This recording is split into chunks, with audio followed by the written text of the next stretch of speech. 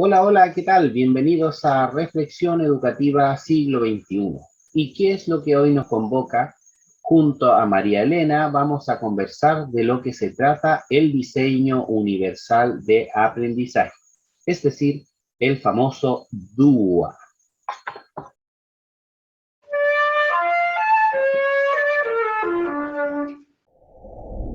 María Elena, bienvenida. Me alegro de estar acá de nuevo compartiendo otro tema. Antes que nada quiero mencionar algo que se confunde mucho en los establecimientos, que se confunde casi siempre el decreto 83 con el DUA.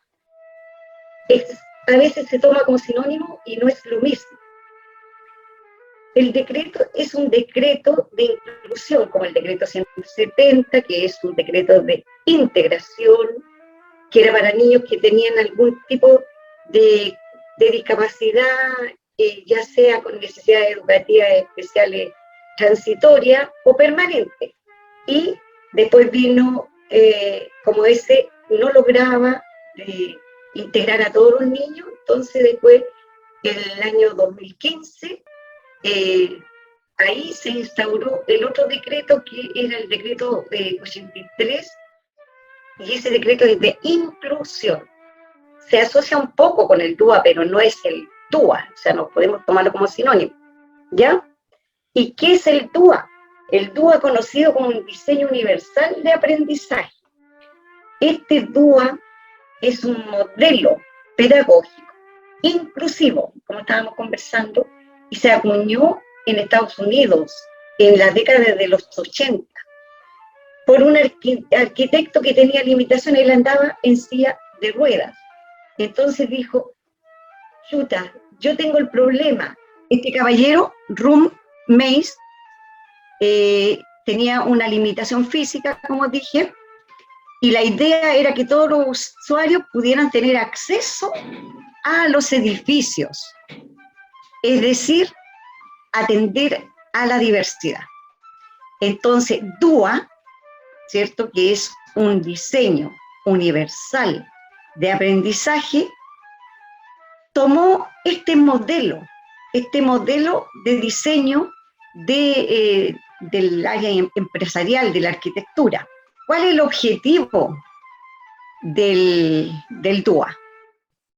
Su objetivo en educación, como estábamos diciendo, es eliminar las barreras durante el proceso de enseñanza-aprendizaje para que todos los usuarios tengan acceso a los recursos y logren el fin último, que es aprender, es decir, aprendizaje para todos los alumnos, que también está en el marco de la buena enseñanza, ¿cierto? Es uno de los dominios del marco de la buena enseñanza.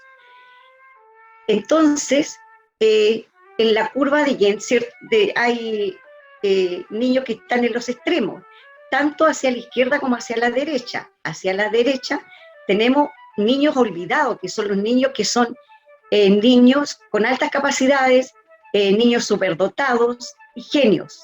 Y en este otro lado tenemos niños también con dificultades de aprendizaje permanentes. Entonces, de cualquier tipo de discapacidad, ya sea discapacidad sensorial, que puede ser auditiva o visual, otro tipo también, una discapacidad motora, ¿cierto?, que puede ser parálisis cerebral o alguna secuela de parálisis cerebral. Y el otro tipo son los niños que tienen alguna discapacidad intelectual. ¿Sí? Hay una gama dentro de la discapacidad intelectual, tanto de leve como a severo.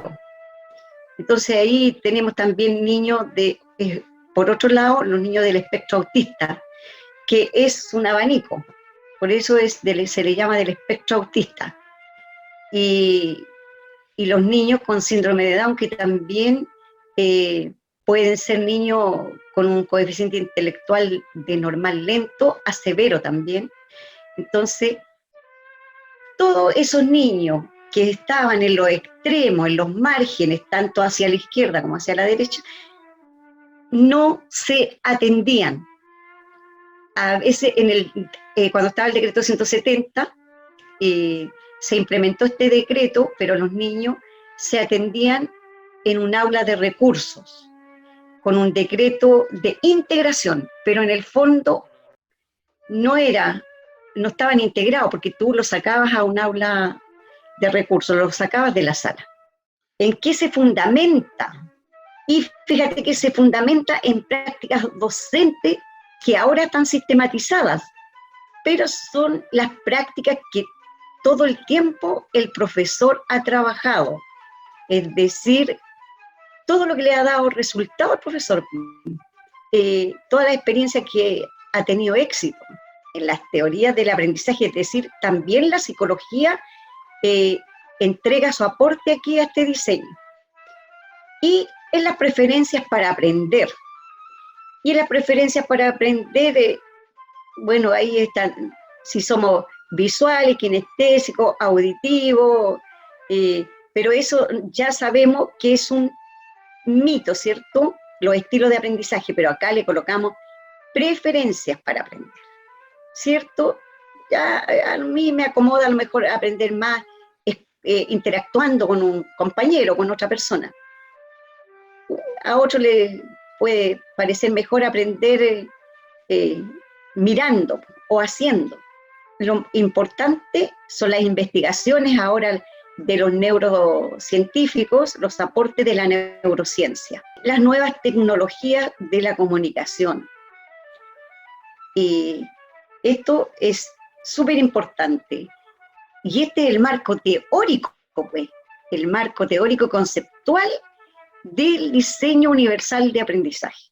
Bueno, en cuanto a la experiencia de los profesores, lo que están haciendo ahora los docentes, lo que le ha dado resultados siempre, las experiencias que han sido exitosas en diferentes contextos.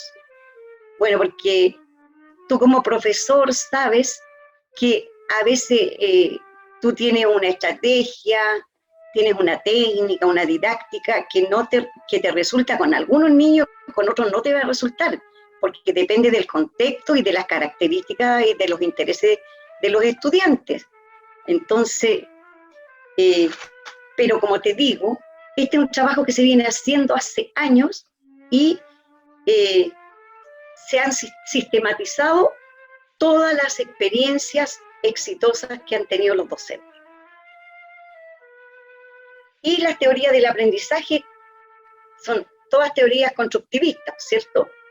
Tenemos a Vygotsky con la zona de desarrollo próximo, como el niño trae las experiencias previas, ¿cierto? Después, por ejemplo, voy a decir un ejemplo práctico para que todos entiendan. Un niño, el profesor de música, le pasa la guitarra. El niño ya sabe algo, conoce que lo que es una guitarra, que tiene cuerda, a lo mejor en alguna parte la tocó en la casa o en la iglesia, después llega a la sala, el profesor tiene una hora apenas de clase y le enseña algunas posturas de la guitarra y después el niño se va a su casa y ahí está la zona de desarrollo próximo, cuando él practica, cuando está desarrollando la actividad. Y ahí está claro que es una teoría constructivista, ¿cierto? Porque estoy basándome en lo que el niño trae, lo que yo le enseño y lo que el niño va a practicar. Y Brunner también, con la teoría del descubrimiento. Brunner destaca mucho los aprendizajes previos, porque estamos en una teoría constructivista. Y Gardner también con las inteligencias múltiples, que acá ahora le llamamos preferencias. En la diapositiva anterior yo estaba hablando de las preferencias que tengo yo para aprender. Aquí tenemos las preferencias para aprender.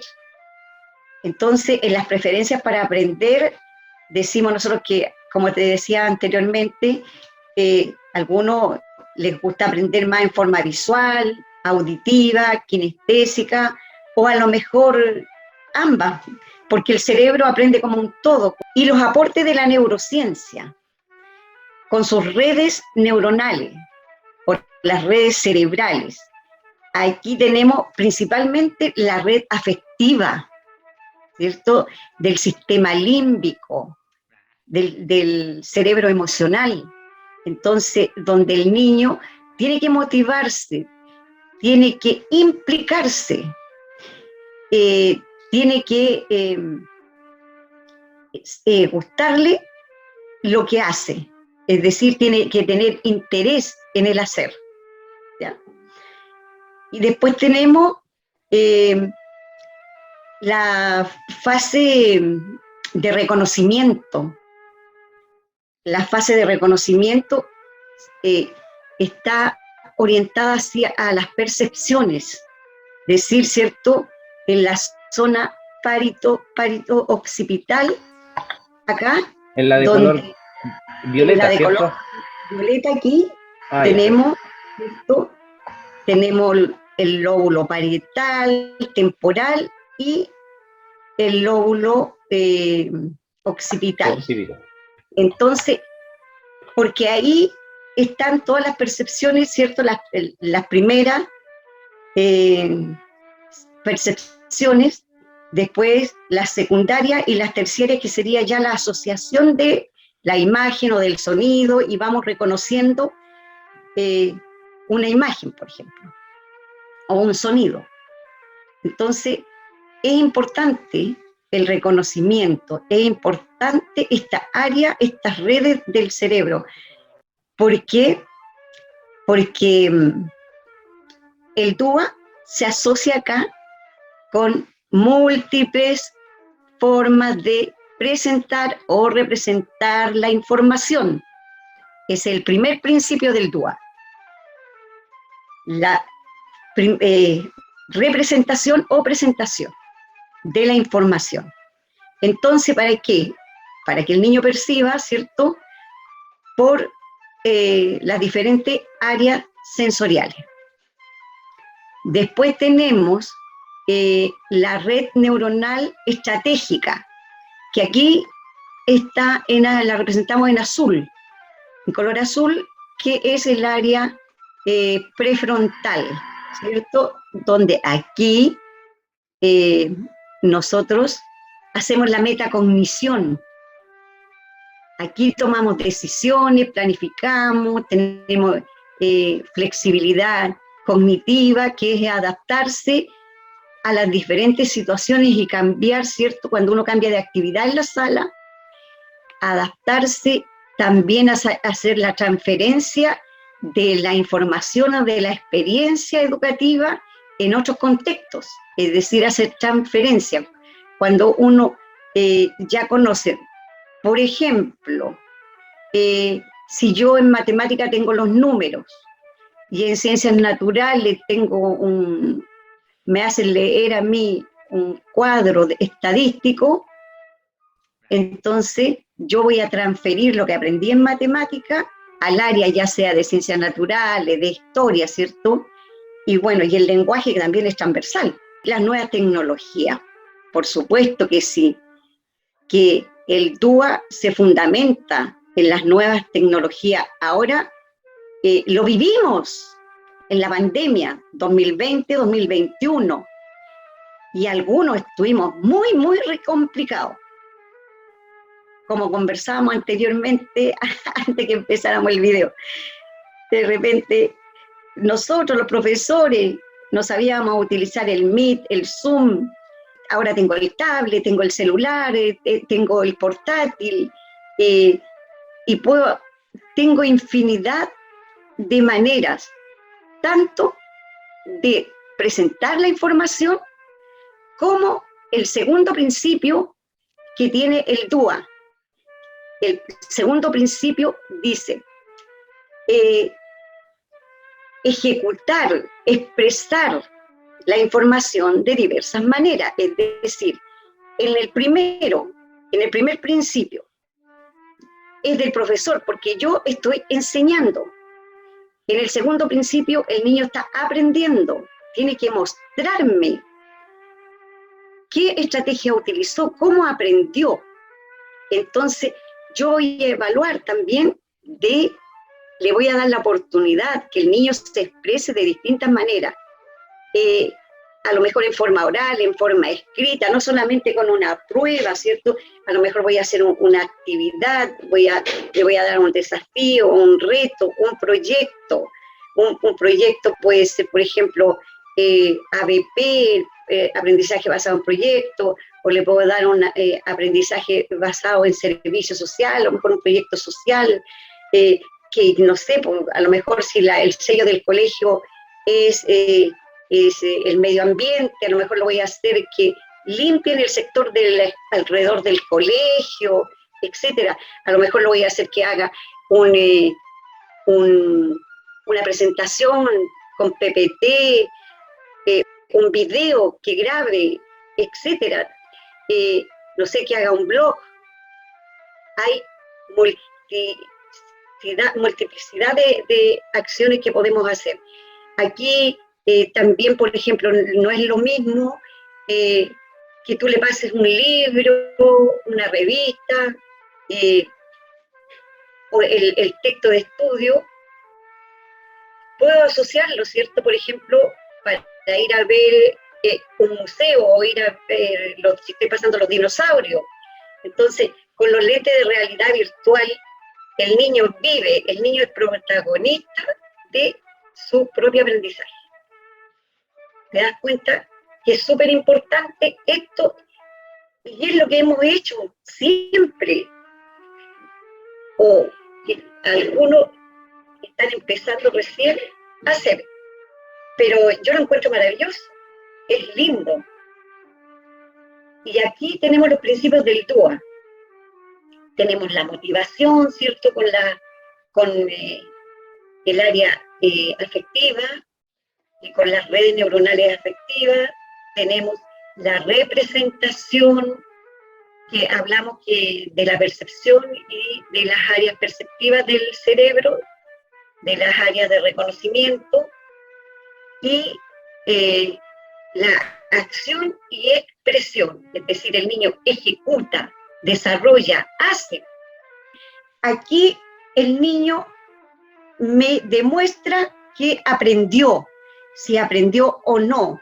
Puede ser una dramatización, un baile, una canción, en comunicación y en expresión. Lo puedo hacer que cante. Me recuerdo de mi nieta, que está en el liceo. A ella le hicieron leer un libro y después hacer como un booktuber. Entonces, y grabarse, y mostrar, y etcétera.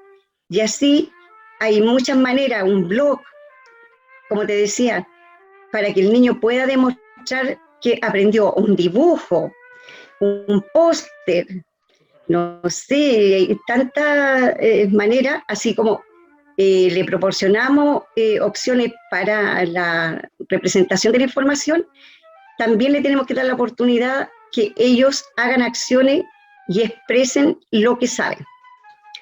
Y bueno, aquí también destacamos las funciones ejecutivas, como hablábamos anteriormente, las funciones ejecutivas donde el niño hace metacognición. Entonces el niño, uno le tiene que preguntar, ¿qué aprendiste? ¿Cómo aprendiste? ¿Qué te gustó más? ¿Qué no te gustó?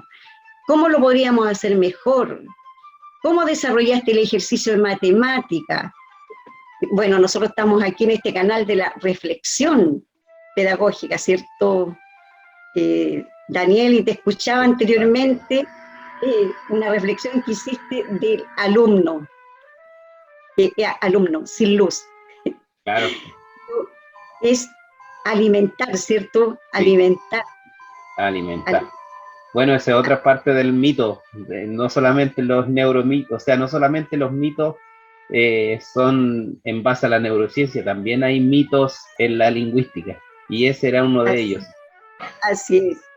Entonces, por eso que tenemos que unir nosotros conceptos, ponernos de acuerdo, la comunidad educativa. Bueno, como estábamos conversando, aprender sin límites, aprende sin límites. No hay barreras para aprender. Y no solamente tenemos el aprendizaje en la escuela, ¿cierto? tenemos el aprendizaje informal, tenemos el currículum oculto en la escuela, porque el niño sale a recreo, va al almuerzo, va a la biblioteca, qué sé yo.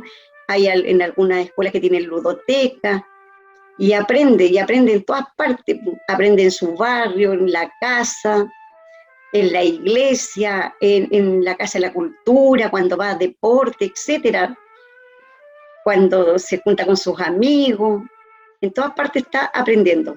Destacar lo interesante que fue la jornada. Eh, Creo que fuiste muy clara al explicar de qué se trata el DUA. Y lo digo desde la experiencia, porque yo he asistido a capacitaciones de DUA y me ha quedado como una sensación de ya es esto o no, no muy clara, porque abundan en demasiados temas y tratan de meter demasiadas cosas. Y es obvio porque tienen que cumplir con un contrato que dure tantas horas, entonces ahí es donde aprovechan. Claro. Pero yo considero que fuiste muy entonces, clara, traté de hacerlo más corto, simple y claro. Y fue súper claro, María Elena, fue súper claro, así que te lo agradezco muchísimo. Yo creo que cualquiera de los que esté viendo aquí les va a quedar más que claro de lo que se trata el DUA. Solamente agradecer tu tiempo, agradecer tu disposición, agradecer el material también, la claridad con la que entregas el conocimiento y el haber aceptado venir a nuestro canal. Bueno, Daniel, te agradezco la invitación. Es bueno conversar con otros colegas, es bueno interactuar y yo estoy encantada porque no me puedo ir de las aulas porque ya pronto voy a jubilar sin entregar los conocimientos, todos mis estudios, todas mis investigaciones, porque pienso que es una responsabilidad que tengo, es mi deber de entregar los conocimientos a los profesores más jóvenes. Bueno, y eso ha sido nuestra conversación con María Elena Villeras. Queda la invitación para ti, que no olvides compartir este video, dar like, seguirnos, suscribirte a nuestro canal Reflexión Educativa Siglo XXI, interactuar también con nosotros a través de los comentarios. Nos puedes sugerir algunas ideas para que nosotros las comentemos aquí, temas alusivos a la educación. Muchas gracias.